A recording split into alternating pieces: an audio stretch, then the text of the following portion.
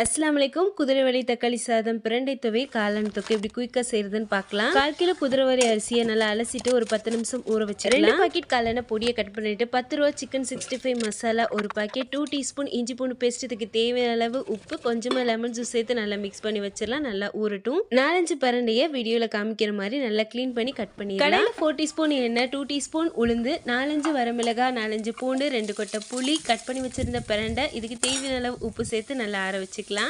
இப்போ ஊறுற காளானை செய்ய ஸ்டார்ட் பண்ணிடலாம். கடையில் கொஞ்சமாக எண்ணெய், ஒரு வெங்காயம், கருவேப்பிலை சேர்த்து மிக்ஸ் பண்ணி வச்சிருந்த காளான் மட்டும் சேர்த்து நல்லா மிக்ஸ் பண்ணாலே போதும். அது பாட்டுக்கு ரெடி ஆயிரும். தண்ணி எதுவும் சேர்க்க வேணாம். இப்போ குதிரைவாலி தக்காளி சாதம் எப்பயும் செய்கிற தக்காளி சாதம் மாதிரி வெங்காயம், தக்காளி, பச்சை மிளகாய் எல்லாம் சேர்த்து செய்யணும். தண்ணி மட்டும் 1 மடங்கு 2 மடங்கு அளவு தண்ணி சேர்த்துக்கோங்க.